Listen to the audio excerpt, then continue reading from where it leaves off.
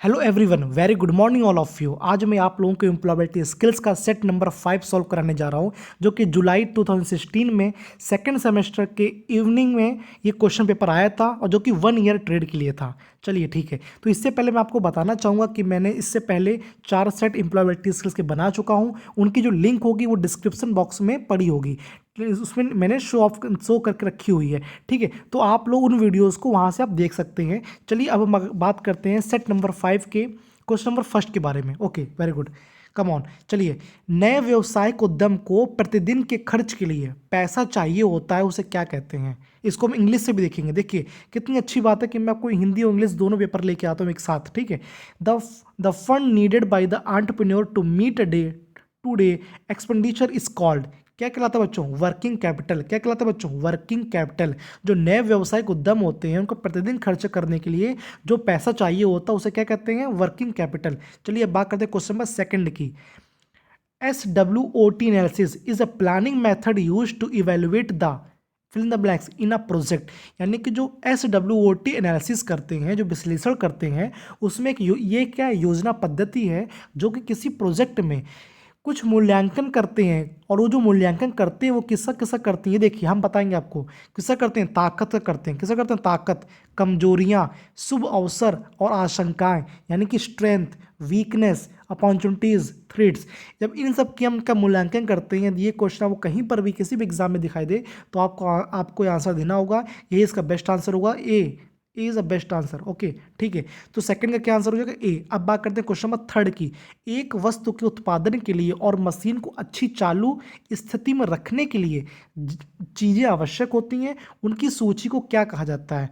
Uh detailed list of items which are required for the manufacturing of product and to keep machine in a good running condition is called, क्या बोलते हैं उसको बच्चों? Inventory. क्या बोलते हैं बच्चों उसको? इन्वेंट्री। तो थर्ड का आंसर क्या हो जाएगा? Inventory.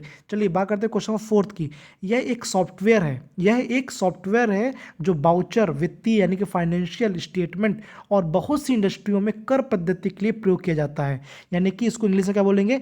It is a software that is a mainly use for the vouchers, financial statement and the taxation in a many industries. It is क्या कहलाता है? टेली। क्या कहलाता है? टेली। Okay, very good. मुझे पता है इसका आंसर आप लोग दे सकते थे क्योंकि इसका ये क्वेश्चन पहले भी आ चुका है। चलिए अब बात करते हैं क्वेश्चन नंबर फिफ्थ के बारे में।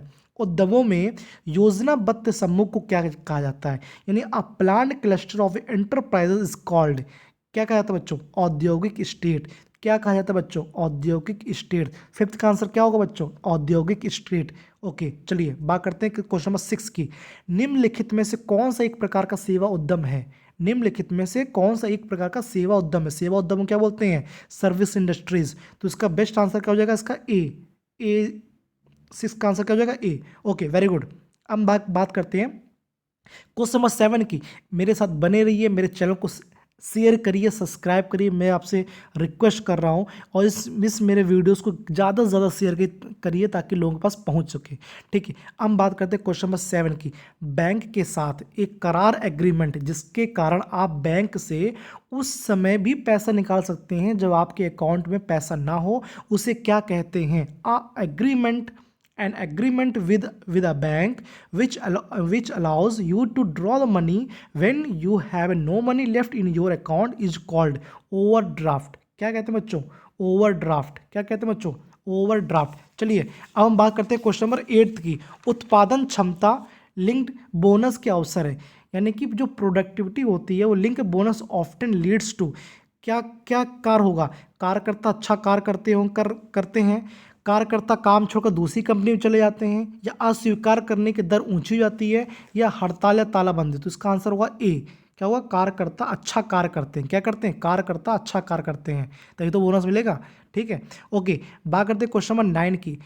अ फर्म, क्या करते हैं? क्वेश्चन नंबर 9 की बात करते हैं। अ फर्म टू को कैपिटल इंटेंसिव कहा जाता है यदि a firm is said to be capital intensive if, बताइए इसका आंसर क्या होगा? इसका आंसर होगा सी।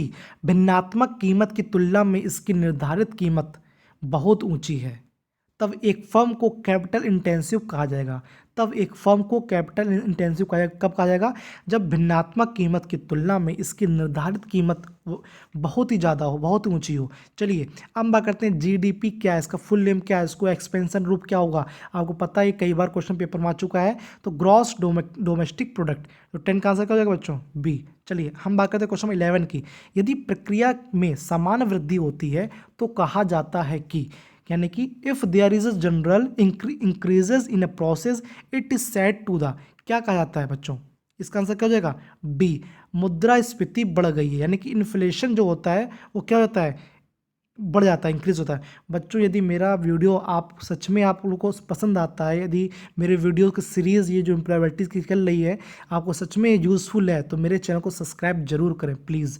और मैं आगे से वर्कशॉप कैलकुलेशन की सीरीज भी स्टार्ट करने वाला हूँ, तो आप लोग मेरे चैनल बने रहेंगे तो आपको नोटिफिकेशन मिलता रहेगा। चलिए बात करते हैं क्वेश्चन नंबर 12 की। कार्यस्थल पर दुर्घटना हो जाने पर क्या कहा जाता है? दुर्घटना होती नहीं है, मतलब क्या कहने मतलब है, with references to accident on a workplace it is said accident do not occur they are, यानी कि क्या करना चाहिए? इसका आंसर क्या हो जाएगा? कार्रवाई की जाती है, कार्रवाई करनी चाहिए, ठीक है ना। इसका आंसर क्या होगा? कार्रवाई करी जाती है, ठीक है ना। चलिए बात करते हैं क्वेश्चन नंबर 13 के। यदि पेट्रोल जैसे ईंधन का जलना अपूर्ण हो तो उत्पाद क्या उत्पन्न करेगा? कौन सी कुछ गैसेस उत्पन्न करता है, ठीक है ना। मान लीजिए कोई पेट्रोल जैसा ईंधन हो और वो क्या हो, बर्न हो रहा हो, क्या उसको इंग्लिश से क्या बोलेंगे? If there is incomplete burning of fuel like a petrol it produce, यानी वो कौन सी, जब जो जितने पेट्रोल इंजन होते हैं वो कौन सी गैसेस ज़्यादा प्रोड्यूस करते हैं? Carbon monoxide. जितनी पेट्रोल गाड़ी होती हैं वो सबसे ज़्यादा क्या प्रोड्यूस करती हैं? Carbon monoxide.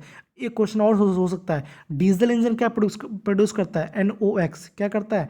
NOx। Diesel engine NOx ज़्यादा प्रोड्यूस करता है। जो पेट्रोल होता है वो क्या यूज ज़्यादा प्रोड्यूस करता है? Gases carbon monoxide. ओके हम बात करते हैं क्वेश्चन 14 की। सुरक्षा को ध्यान में रखते हुए चित्र में से व्यक्ति अपने कान में क्या पहने हुए है? बताइए बच्चों।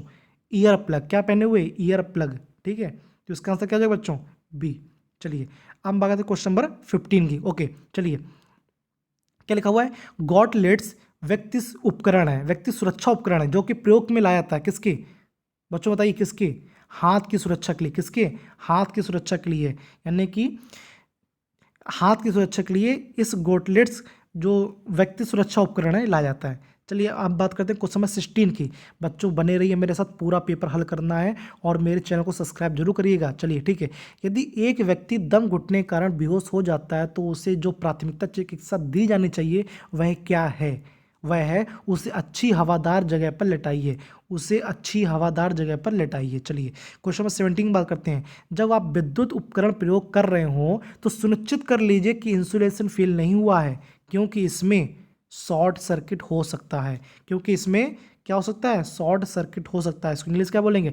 When using electrical appliance make sure the insulation has not failed because it can lead to short circuit. Okay चलिए हम बात करते हैं क्वेश्चन नंबर 18 की। जहां तक कार्यकर्ताओं की सुरक्षा की बात है तो कौन सा अधिनियम एक्ट मालिक की वैधानिक आवश्यकता से संबंधित है? यानी which act concern employers legislative requirements as regards safety of workers? इसका आंसर क्वेश्चन क्या हो जाएगा? Factories act. क्या हो जाएगा इसका आंसर? फैक्ट्री एक्ट, ठीक है। 18 का आंसर क्या हो जाएगा बच्चों? ए। ओके चलिए बात करते हैं क्वेश्चन नंबर 19 की। एपेक्स स्टैट्यूटरी बॉडी को अप्रेंटिस अधिनियम 1961 के संदर्भ में केंद्रीय सरकार को परामर्श देता है, वह है the apex statutory body which advise the central governments in the respect of the apprentice act 1961 is. इसका आंसर क्या होगा बच्चों? 19 का। ये ऐसे क्वेश्चन है कि इनको तो आपको पढ़ना ही पड़ेगा, ठीक है ना। इसमें कुछ वो टेक्निक नहीं है कि वो क्या चीज़ है, ये मतलब कि एक थ्योरीज है। तो इसका आंसर क्या हो जाएगा बच्चों? बी। इसका आंसर क्या होगा बच्चों? बी। चलिए अब बात करते हैं क्वेश्चन नंबर 20 की। मजदूरी भुगतान अधिनियम का एक उद्देश्य है, मजदूरी भुगतान नियम का एक उद्देश्य है। किसका आंसर क्या होगा इसका? इलीगल डिडक्शन, गैर कानूनी कटौती को रोकना, गैर कानूनी कटौती को रोकना। तो 20 का आंसर होगा ए। चलिए बात करते हैं 21 की। निरंतर उन्नति के लिए अत्यधिक प्रयुक्त औजार हैं, 4 स्टेप क्वालिटी मॉडल है, ये भी PDCA। इसका पूरा नाम क्या होगा? देखिए वैसे तो PDCA जो मैंने आपको पहले बता चुका हूँ, प्लान डू चेक एक्ट होता है, ठीक है ना। अब इस यहाँ पर तो ऐसा कोई भी ऑप्शन नहीं आ रहा है, ठीक है। तो अकॉर्डिंग टू पेपर का जो आंसर है वो जो बता रहा है वो आंसर का सी है, prepare do concentrate act, prepare do concentrate act, ठीक है। यदि ऐसा कुछ ऑप्शन आता है तो आप इसको लगा सकते हैं, बट यदि ये लिख के आता है कि plan do check act, plan do check act, ये मैंने बताया है, यदि ऐसा कुछ आता है तो आप इसका आंसर ये लगाएंगे प्लान डू चेक एक्ट। पर यदि ऐसा कुछ आ रहा है उन्नति के कारण कोई अत्यधिक प्रयुक्त औजार कोई बता रहे हैं तो ये बता देंगे prepare do concentrate act. Okay, चलिए बात करते हैं क्वेश्चन नंबर 22 की। ISO 9000 मानक स्टैंडर्ड ISO के द्वारा विकसित किया गया और बना है, क्या बना है आपको बताना पड़ेगा।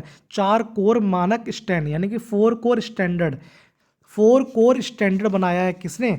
ISO 9000 standard have been developed by the ISO and it made up of 4 core standard. Okay, चलिए तो इसका बच्चों आंसर क्या हो जाएगा? बी। क्या हो जाएगा इसका आंसर? बी, ठीक है। बात करते हैं 23 की। क्वालिटी सर्कल की मेंबरशिप है, कैसी मेंबरशिप है? वॉलंटरी, ठीक है, स्वैच्छिक, स्वैच्छिक। इसका आंसर क्या हो जाएगा बच्चों? ए। चलिए बात करते हैं 24। देखिए ये जो सेट लगा रहे हैं इससे बहुत से डिफरेंट टाइप के क्वेश्चंस मिल रहे हैं, ठीक है ना। कुछ क्वेश्चन रिपीटेड है बस कुछ डिफरेंट क्वेश्चंस हैं, ठीक है। हम लगाएंगे तभी हम लोग को समझ में आएगा। आग लगने पर आपको फायर एक्सटिंग्विशर तभी प्रयोग में लाना चाहिए। जैसे आप देखा हो इंडस्ट्री में फायर एक्सटिंग्विशर लगे होते हैं जो रेड कलर के होते हैं, वो कब उसको यूज़ करना चाहिए? जब केवल छोटी सी आग लगी हो, जब केवल छोटी सी आग लगी। तो इसका आंसर क्या होगा बच्चों? A, the fire is only small. चलिए बात करते हैं 25 की। 5S फिलॉसफी सोचने का एक तरीका है, यह केंद्रित होती है, यह केंद्रित होती है किसमें केंद्रित होती है? इफेक्टिव वर्क प्लेस ऑर्गेनाइजेशन यानी कि प्रभावी कार्यस्थल संगठन। मैंने बच्चों 5S के बारे में बताया था। ये 5S जो है वो मैंने आपके जो मेरा वीडियो था हमारा सेट नंबर 4 में मैंने 5S को सॉल्व कराया था, उसके डिस्क्रिप्शन बॉक्स में उसको मैं लिया भी दिखा भी था, ठीक है। सीरी करके मैंने बताया था, सीरी, सीसो, सेटोन, सिकेत्सु, जो ये चीज़ मैंने बताई थी मेरे सेट नंबर 4 में है। जिसको समझ में ना आया तो वो मेरे वीडियोस को देख सकते हैं।